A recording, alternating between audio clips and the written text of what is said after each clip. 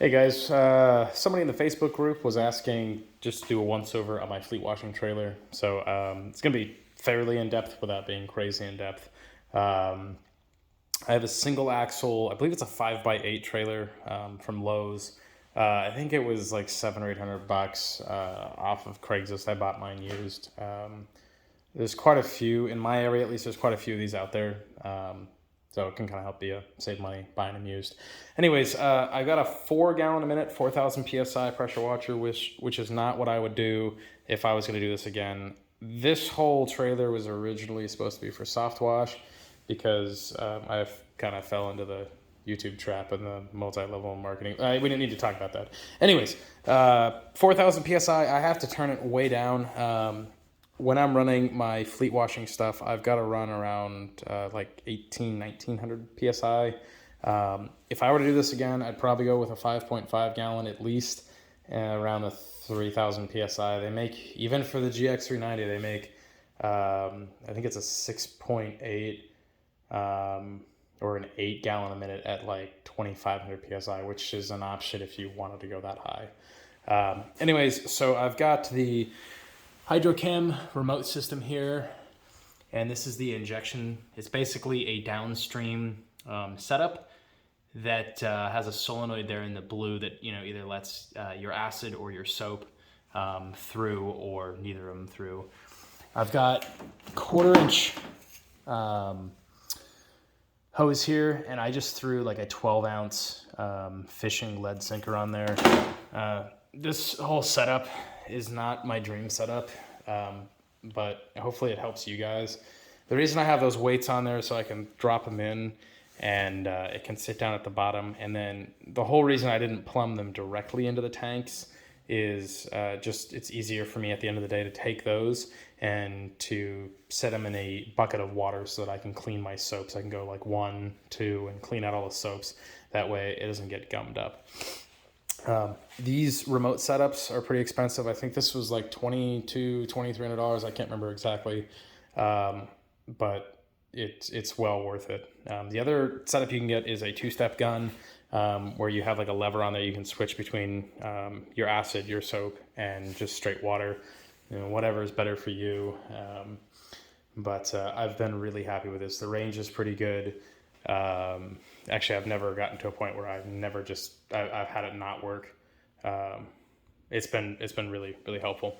I've got 2 35-gallon tanks here. I got these from the local farming store. They were a lot cheaper than getting them shipped from Amazon. I've got my acid up here is from Northwest Chemical. Dave Roberts, really good dude. This is Typhoon, I believe it is, the acid that I'm using here. And this is my soap tank over here. I'm currently using Storm, which is a powdered soap. And then I add in Cutter HD, which makes it a little bit stronger. Do you have to be careful with your acids? You can etch glass, you can damage stuff.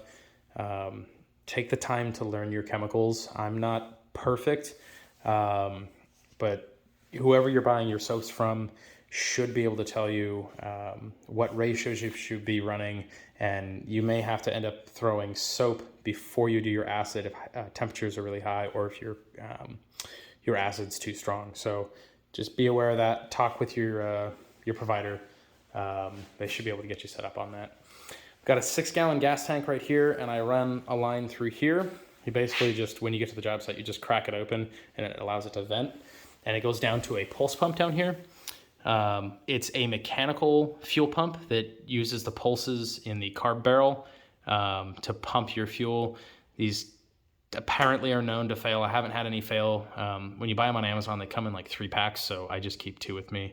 If I had to swap it out, it's a 5-minute replacement instead of a bad day.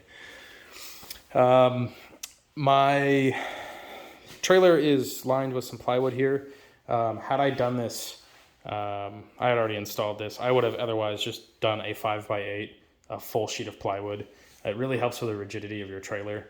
These things are pretty wobbly. I don't know if you're going to be able to see it, but the whole thing wiggles back and forth quite a bit. It's just the nature of these trailers. And that was I don't remember if I mentioned it, it's some kind of a marine ply. It's not the official name. I can't remember what it was, but basically an outdoor plywood that's not going to degrade on you is pretty important. Then I use carriage washers and ratchet straps to hold these down. I would really, really, really, really, really recommend that you spend the time to get some blue Loctite on every single nut and bolt that you're going to put on these trailers.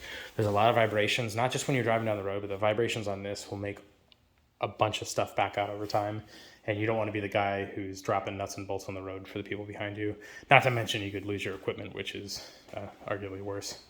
Up here, I've got kind of all my electronics. This is my electronic box. I've got all my wiring in here. I've got a negative terminal cutoff in here. So I just turn it on and then I have power.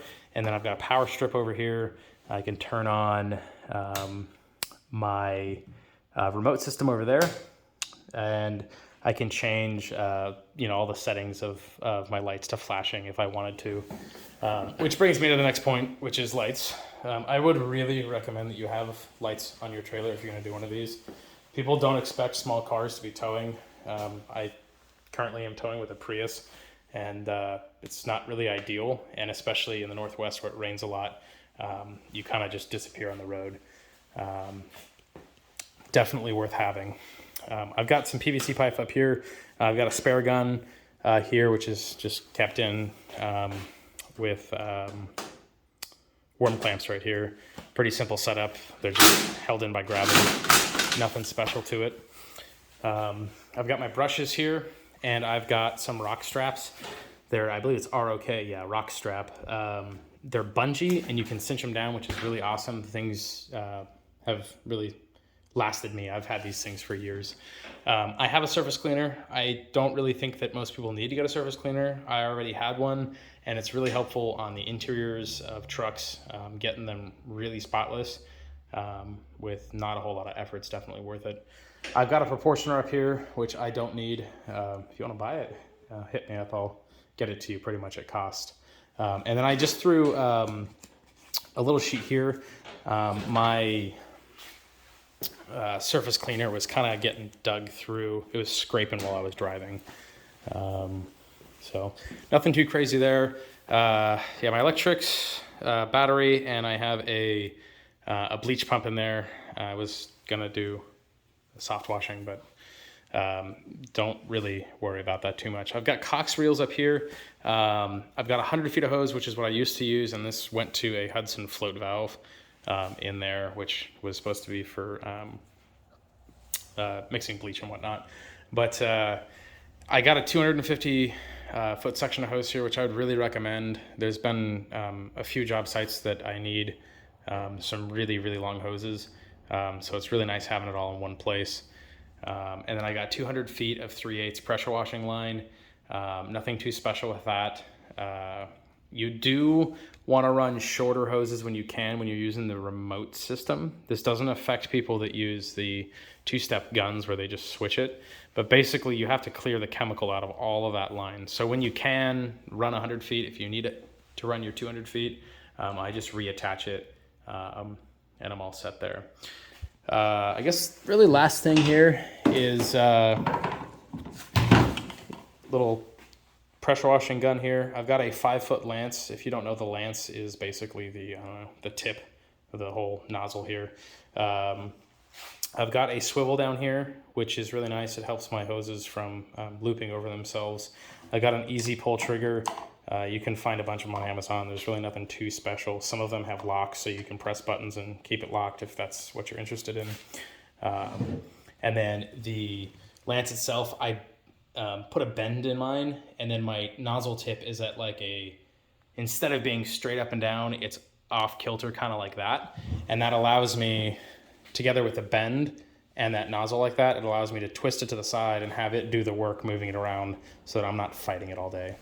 And all I did for that bend was I shoved it in here and then gently bent it straight back, just to your liking. If you guys have any questions, feel free to let me know.